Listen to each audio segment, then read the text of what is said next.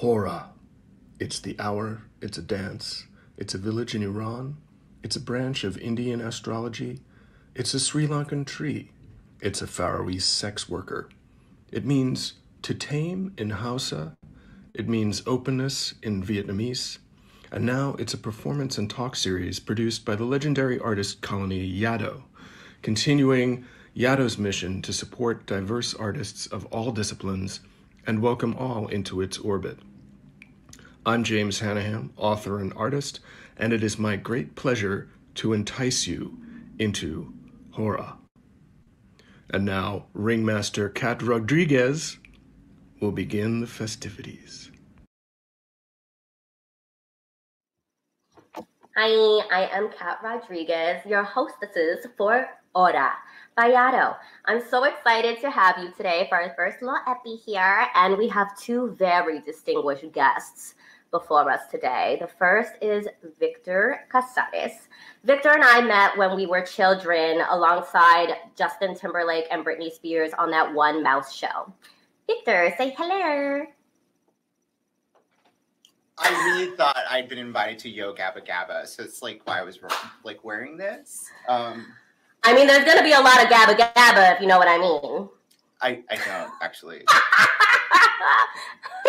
And our second guest, who might know what I mean, is Ryan Haddad. Ryan and I met when we were judged second place tied in a Bernadette Peters lookalike contest. Really scary. Say hi, Ryan. Hi, darling. Oh my gosh. It should have been you. You should have won. It should have been you. Please. Forget that asshole who beat us for first place. Oh my God. Bernadette? Yeah, what an asshole. No. That's the only person that I could think of who would beat us, because otherwise, some people can get a thrill. Okay, right. And if you couldn't guess, our topic today is humor, comedy, very funny. We're funny. I just thought it might be a fun time to have a chat just between us artist girls about the work, the way that comedy runs through your work, and why you have found a way in the way in which you have the sources that you have. I love the fact that y'all bring such joy to your subject matter, be it yourselves, be it political happenings, or be it quote unquote the issues. So I thought we might just start with just a really quick, like, what are some of like your comical a list of our mental illnesses. Yes, a list of your mental illnesses as well as your comedic inspirations. Go, whoever wants to start. Well, I have chronic depression. I have had like a couple meth-induced psychotic breaks. And I also went to drama school. No, I didn't go to drama school. I went to an MFA program. Different from your school of trauma. Yeah, jail school of trauma. I didn't go there. You're fine. Victor, but that's where we met. Continue, or should I take on the first half? Should I take on? You already interrupted me, so go ahead. I did. Yeah, right. Okay. I don't have any diagnosed mental illnesses, but there are long days when I don't get out of bed, or sometimes eat until 11 p.m. and a whole day has gone by. And so, and I think, I've been told that by men that I am intense and scary. So how all those things manifest into what could someday maybe be a diagnosis, I don't know. But I do think there have been certainly been moments of depression over the last year, and different periods of my life that come and go. But this year has just sort of sucked for all of us. And so it's been a little more present and harder to shake off than it has ever been before. Oh, for sure. And I know just- we're, I've kind of started us in like a, place, but hey, we're in pandemic right now. Well, I know it was Victor who proposed the mental illnesses, and then I interrupted Victor because I wanted to share. And now it's Victor's turn. No. You didn't want to share. You wanted to check me passive aggressively on my privilege for being diagnosed. Oh, I don't think I don't think it's privilege or not For privilege. having access to a diagnosis. I don't think. Okay, we're now in a fight. There are diagnosed individuals in my family. So I don't think that there's any kind of hierarchy. I'm just naming the name of where I am, and if anything. Who are your comedic inspirations, Victor? Yeah. That. Well, to be fair, I'm self-diagnosed, so I straddle both worlds. I was just to be clear, I wasn't kidding. No, I was kidding. No, I was kidding. Oh. I didn't actually interpret like you as checking me on my privilege. Okay. Just to be clear, I know that like we are friends. We are friends. Yeah, we're forming conflict because without conflict there is no drama, and we know how to make drama. And conflict is not abuse, Hunty. Sarah Shulman. Well, thank you. Well, if you have two consenting parties. But this is like something that's like actually been hard about like the pandemic and like doing like interpreting tone and like it is like or intent is like sort of different online and like through like these channels of COVID and all and also when I don't know, talking about inspiration, right? Like my personal tragedies are inspiration for my comedies, which is like I guess Carrie Fisher is my biggest inspiration, where she's like, what is she like her quote of never mind, I can't even like think of the quote, but like something about like if her life weren't funny, then it would just be true. Sort of like taking things that like you shouldn't laugh at and laughing at them. Otherwise, yeah, I don't know how else to survive. Yes, Ryan. Remember when this episode was supposed to be funny?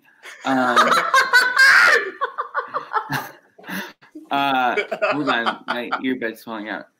Okay. I don't know who my comedic inspirations are in terms of the style of work that I make, but I learned comedy through my television set, thanks to Whoopi Goldberg, Lucille Ball, and the cast of The Golden Girls. And I would like to add, as of very late, because I had never heard or seen an episode of anything she had done until November, I have been devouring Nicole Byer's podcast, Why Won't You Date Me? I have a show called Hire You Single. Her podcast is called Why Won't You Date Me? There are some similar themes happening there. And I live alone now for the first time in a while. And I don't like to eat by myself.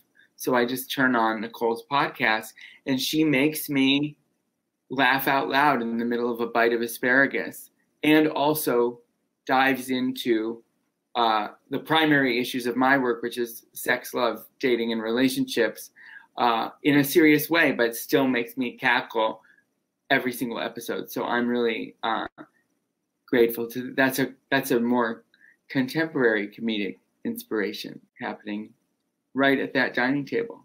I love that. I realized I haven't seen an asparagus in a year. You could make one. Like you could. I recommend to you Veggie Tales. You could go to great asparagus. Another one of our comedic inspirations. Actually, very true.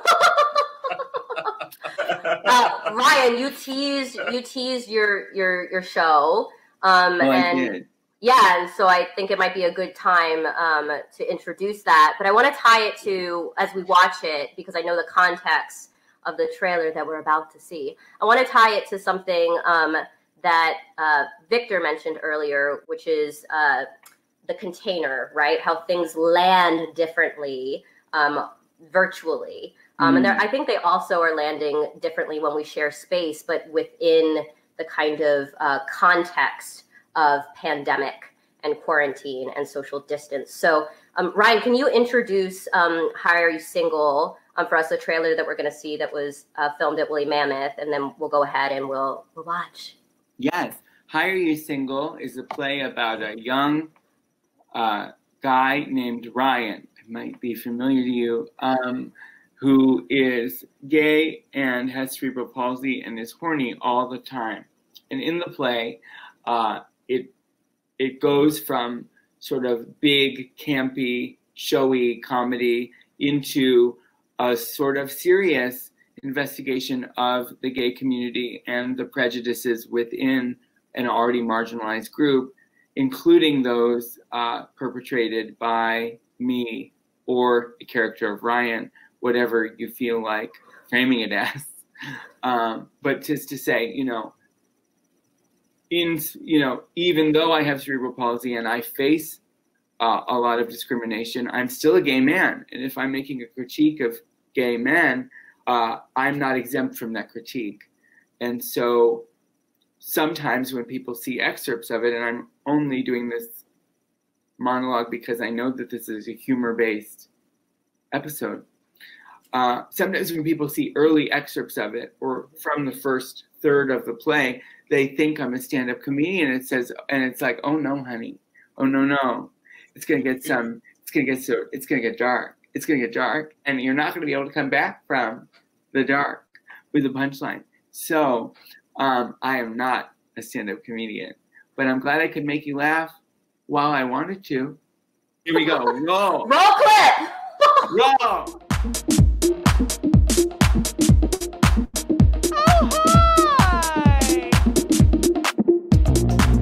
You look absolutely terrific. I'm sorry for throwing you all in the deep end like that, darlings, but everybody knows the best way to find a boyfriend is masturbating on your phone with someone you met on Grindr.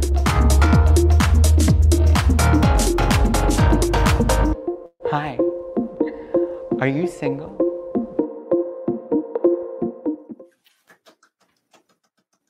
Well, Ryan, you? Thank you. I'm so impressed by the trailer I didn't make. I didn't make it at all. It was made for me, and I gave notes. So I love when that happens.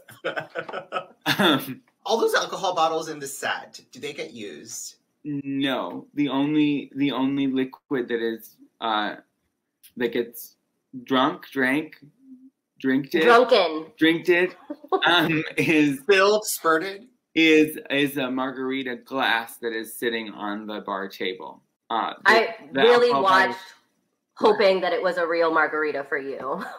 No. I couldn't do it. And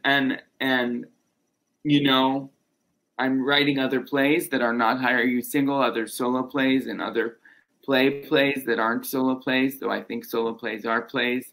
Sorry, this has been a journey. But I'm not always building in a prop that is a liquid beverage, and I don't know. And I've come to realize that when I'm performing Hire You Single, like the parts where I put the margarita sip in are for dramatic effect, but also like, I'm dying. Oh my God. And so I might have to be more creative about how to write liquid into all my shows. So Who's telling you that solo plays aren't plays? Who are these monsters? A lot of people. Give us the list. Well, I think awards committees, theater producer, theater producers or nonprofit literary departments who won't even send the play on to the artistic director because we don't do things like that, or this isn't the right fit for us. Well, your artistic director might think it is. Why are you gatekeeping me just because it's me on a stage? So I think oftentimes they're not legitimized, especially if the actor is playing a version of themselves. And it is more desirable you know, to have a veil of fiction and pretend that you invented something. None of us invented anything, motherfuckers. Come on. So I'm at least brave enough to go out and say, yes, I'm Ryan, and this is the character's name is Ryan. Instead of saying his name is Ray. Ray N. But so yeah, I respect your soapbox, Ryan. But I also think that you also did this to hook up more. This is like, this play is a sort of dating profile, where like we get to see you in your glorious forms of undress. Victor, there's a whole section where Ryan calls whoever Ryan wants up to the stage for a solo dance. Yeah. So yeah. I'm here for it. I wish I had thought of it, actually, of like. But Brian, I wanna bring back to what you were saying about like this turn that you're talking about, which is part of what you're making the distinction between, you know, like the stand-upness of it that it's not, and the dramatic, because you know what happens in Hire You Single reminded me a lot of Dark Disabled Love Stories, where we're on that kind of my piece. Okay. Yeah, your piece. Yeah. Okay. Is there another piece? No. You added a word to the title, which I thought was very interesting, and I am considering. Oh, thank you. I'm considering a title change, so maybe I'm throwing. Well, there you go. Is it long? It's currently called Dark Disabled Stories, but by the time this podcast streams, the title may have already changed. So we'll see. But thank you for doing your research. Thank you for doing your research and reading multiple parts of my oeuvre. So no, but thank you and thank you and oops. But that turn is very much present in that work too, and I just I want to invite you, as well as Victor. I don't know if this is something that resonates with you, but that kind of like come here, which is such a like getting people to laugh and kind of lean back, right? I think so many times when we talk about like drama and theater that is worthy, we talk about getting people to lean in, right? Lean in and to like let go of their preconceptions, and often we talk about a kind of failure as a like, oh, people like already knew and they lean back, but it seems like a strategic deployment where you're getting people to laugh and get comfortable and then kind of rip the rug out from under them. And I want to invite you to reflect more on that strategy and how it relates to comedy and also the subject matter that you're dealing with. Right. I love Hannah Gadsby, who of course is a stand-up comedian, but her recent works have been more storytelling and monologue based. And what I love is that, you know, she just came right out and broke it down for us in Nanette and broke down the format of a joke and what the different elements of a joke are, and also like her strategy in telling that specific story, the way that she told it, like on the stage as part of the script. And I think so I'm obsessed, and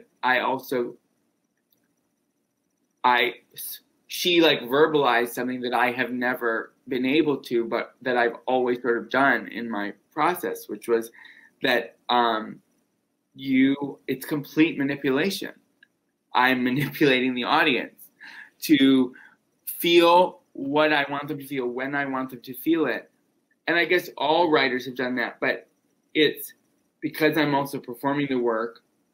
I think sometimes if you read my work on the page, it has about 75% of the jazz that it actually has when I'm saying it out loud, because of the way that I say phrases and sentences, which could read on the page is very dark and melancholy. I twist them and make them funny and make you laugh usually early in the show, and then I stop making you laugh about halfway through. So you've completely warmed up to me.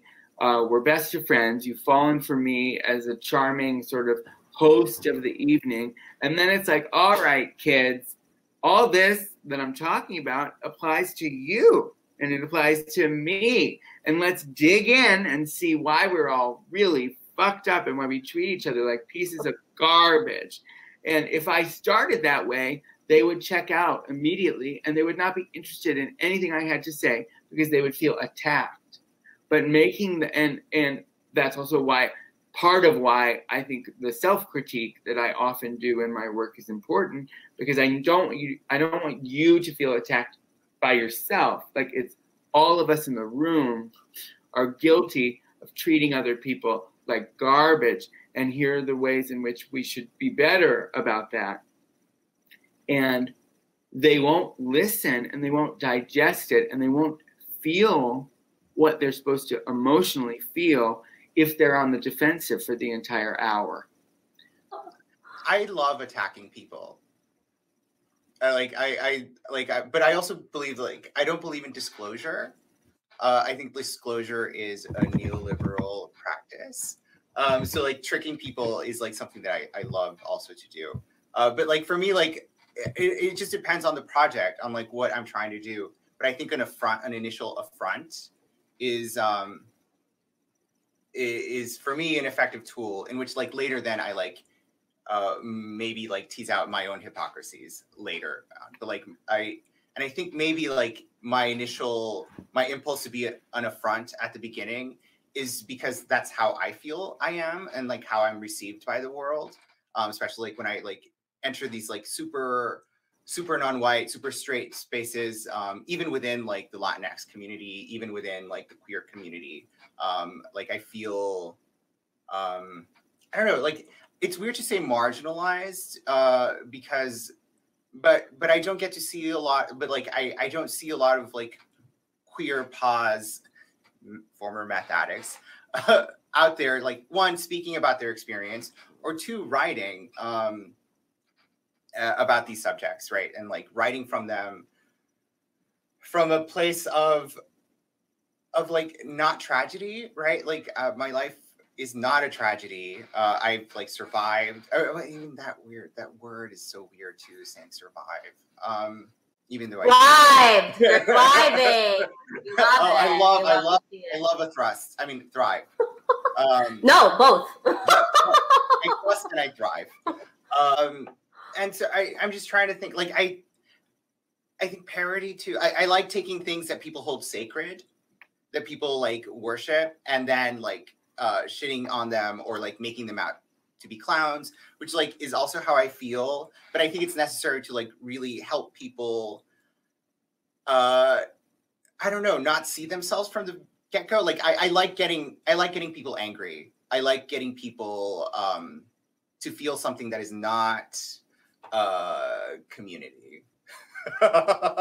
Jolting them into individuality, right? I mean, like, I think that's totally fair, rather than like fading back into. I think it's so easy to fade, especially within the context of theater, to fade back, right, into a kind of like mass, this blob of reaction, you know, or receiving, when we're all, you know, bringing in our own garbage, baggage, what have you, into the theater. And something that that I really appreciate about both of you as individuals, but also as artists, is the unself-seriousness that is totally grounded in an understanding, right, of the seriousness of what you have to say. You know, there is a joy to it, and it is so much fun. I agree, Victor. There's so much fun, to be cunty, or to level a critique, right? That is going to like zotz people into like, you know, what was that? No, they did it. Yes, they did. But I think that starts getting the wheels, right? Those critical wheels moving, and hopefully, you know, as people are making their list of not to write you off, but perhaps the list of like things to take issue with, that gets them thinking and tracking and reflecting. I think it's always really exciting too to hear different reactions in the theater, having someone clutch their pearls and gasp, somebody else, you know, laughing, whether it's out of familiarity or discomfort or whatever. And I think both of your oeuvres provoke, elicit, solicit that kind of response. In some way, like I want to validate negative feelings as well from an audience, like them reacting poorly to the work. I think that's like just as important as people enjoying a work. One of my favorite audience reactions happened at Heroes of the Fourth Turning. So like at the end, like I don't know. Yeah. I don't know if people are like for like 95% of the play, you think you're watching one play. And then in the last second, like things go like sort of, it's like you've been sort of like living with like conservatives, like living this false reality of like Republicans having any shred of intellectual justification for why they're fascists. And then at the end, it like goes, what is it? Superstition, supernatural. There's like a supernatural ending. And behind me, there was this woman sitting, and like, her knees had been up against my back the whole show, and like as there's a blackout, she just like gets up and says, "I can't believe I fucked up my knees for this shit. Let's go." And it was just like the most amazing reaction to this show. I was just like, she sat throughout the whole thing, was fucking like, and then at the end, it's like, I can't believe I fucked up my knees for this bullshit. And it was great. She stayed there throughout the whole thing, and I thought that was like, I don't know. I think that's a great reaction to have to something, and I wish to elicit the same. Well, speaking of your work in eliciting, shall we watch? Is this a good time to watch Karens in America? It's never a good time, but yes. I love that.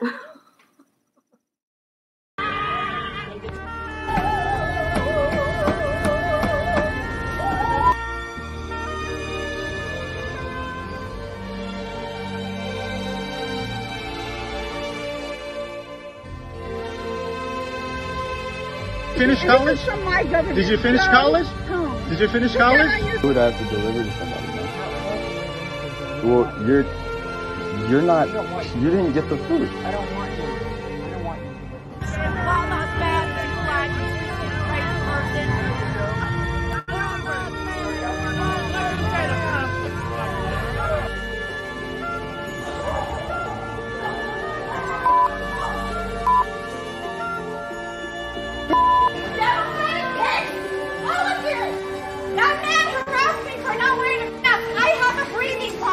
My doctor would not let me wear masks. So anyone harassing me to wear masks, you guys are violating federal law. You get that? Get that on camera.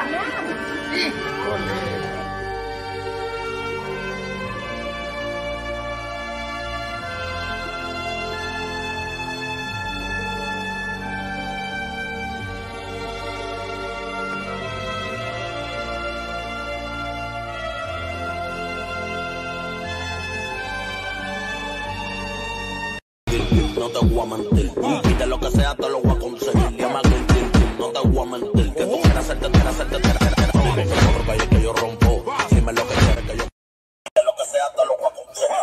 No te voy a mentir, que tú quieras hacerte. I am not Penny Marshall.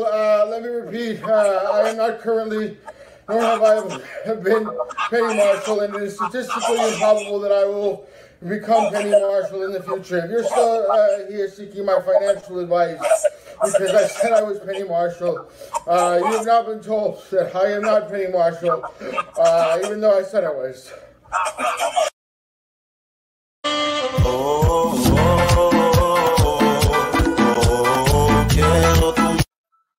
Piscando penis con la Penny Marcial.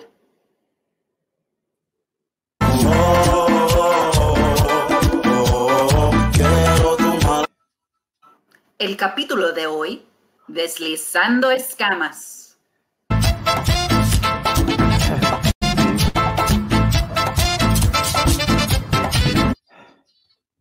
I mean, yes, in retrospect, we should have probably slowed down. We were going too fast. Penny was working too hard. Penny was working me too hard.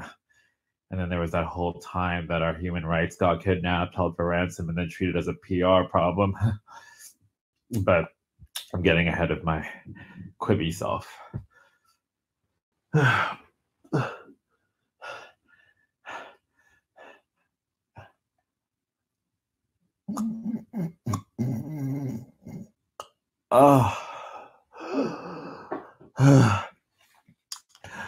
Where we really ran into trouble was when we realized that the pandemic would go on for much longer than we initially thought. Yeah, to that, Penny realized this on national television, and Anything to say behind his back, Anna? Yeah, you know, Barbara, if we had called it an emerging virus instead of a virus nouvelle, its career would have never taken off. No, Joy, no, it's too late. It's too late. Whoopi, this virus needs to check its privilege and get called out for appropriating HIV/AIDS culture of fear and public shaming and little to no attention by the U.S. government, being led by a dumbass showman. I lived, I died, I was resurrected like Lazarus. I got a second life. The game. Oh my God. Oh my God. Oh my God. There's so many things that just happened. There's so many things that just happened. I have to. A 5-act play. Yes. It was a 5-act play. Yes. It was a 5-act play. I have to say, I so love and appreciate the Latin American aesthetic that you have brought forth. Thank you. Sorry, that got really wrong. It's cool. Were there earbuds in his nose? Like, is yes. that what was Absolutely. there? Oh, for sure. And there's an this is how I should have come back. and was the okay? Was there a correlation between the person on the statue at the end of the Angels in America parody with Penny Marshall and Anna Navarro, or was it always Penny Marshall? It's always Penny Marshall. I love that the person that we replaced on that clip was Anna Navarro. That is incredible. I was just. I love that you know that. That's amazing. But because I thought like there was a slight shift, and then it was Anna Navarro, and I was like very interested, and then she said Barbara instead of Joy, and I lost my fucking mind. I lost my fucking mind. I made this for you. I made that Barbara line was just for you, actually. Oh my God. I only wish that Meghan McCain was on the screen. I have a limit. For sure. Know, like there are things that I just will not am not able to, can't even. And Meghan McCain is one of them. Yeah, hashtag yo no puedo. Yo no puedo. Hashtag yo no puedo. Yeah. But actually, so the reason why that's for you, sorry, the reason it's for you is because I was thinking, had I had more episodes, I wanted to write you as Barbara. I wanted to approach you to play Barbara for a mini clip later on in the fourth episode. So are we here? Am I told that you were canceled? Or I think so. I think the show got. I don't like to say canceled. I think we didn't get picked up. We didn't get picked up. You didn't get renewed. You were not renewed. That's exactly right. You were not renewed. All right. There was no anal rejuvenation for us or for Penny.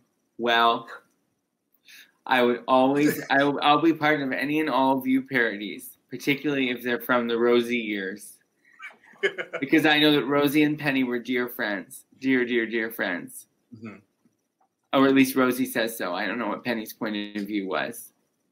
Well, no, that's really weird because it's not like Penny and Rosie did their birthday parties together like Penny and Carrie Fisher did. They used to have birthday parties together, but they did do the Kmart commercials. So I think that's a testament to friendship. Yes. At least that's how I measure friendship. Have we done a Kmart commercial? No, we're not friends. No. Okay. Well, then I have You're no that friends. Kmart? And I have no friends. Can we do I like proposing work in these. Yeah. In these, like, can I propose that we like, as soon as the pandemic is over and we're able to go to like the Kmart in Astor Place together, we like make our own Kmart commercial there. Our friendship Kmart commercial. Yes. Yeah. That's great. Great. I love that. It's gonna be on TikTok, right? Hello, Ro. There's a spill in the 5th aisle. And it's me on the floor spilling. I'm so excited that you both found ways. You know, Ryan, I had the pleasure of watching the show. Thanks for sharing it with me. And Victor, from the clip that you showed, it's so clear y'all have found ways to incorporate the reality of life, the fact of pandemic, and acknowledge too, like, the seriousness of it, right? Because people are dying, without like dragging us down to this like this self-pitying place of just wallowing. And I think that, just to kind of like put a nice little bow on this, that I'm so looking to the artists who can find the way, to get us to laugh our way through what we have lived through and what we are still living through, and frankly, what we will probably be living with for the rest of our lives. But I'm just so thrilled that you tickled my funny bone. And didn't make me want to yeet myself off a bridge. There you go. I think that comes from what you said about both of us earlier, that we don't take that our work is not self-serious. If we're serious and we're dealing with serious issues, our work is not self-serious. And I think we know who the playwrights are who are going to write those 6 feet apart plays, and who are going to be like, I have the thing to say about coronavirus. Like, we know they exist. We know they'll get programmed, and we're not going to be the ones in those audiences. But it's nice to be able to just laugh, and it's nice to be able to say, I'm not all that. I mean, even on the days when we think we're all that, if you think you're all that in your work, the work isn't going to have any ounce of honesty or genuine communication. It'll just be like, I'm here to win my Pulitzer. Goodbye. And sometimes those plays don't win Pulitzers. Just saying it. They get Drama Circle awards. Drama Circle. Can I be a ray of hope here? I'm going to be. Yes, please. So the last pandemic, the one that happened 100 years ago, other than HIV and other than other pandemics, the last flu-like coronavirus pandemic that happened in 1918, the so-called Spanish flu. Everyone forgot about it. Everyone was so fucking tired of it. Nobody wrote a novel about it. Nobody wrote plays about it. It's like there's only one novel that makes a vague reference to it, and nobody knows it.